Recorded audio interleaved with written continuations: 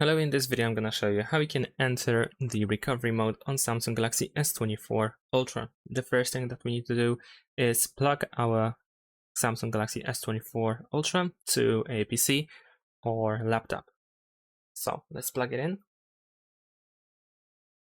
There we go. Now the next thing that we need to do is turn off our device.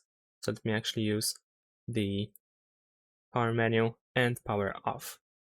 Now let's wait for the device to power off.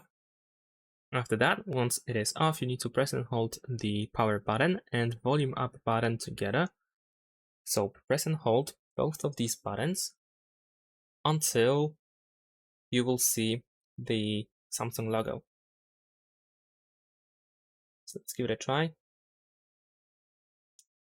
If it doesn't work, then let's try one more time. Keep holding.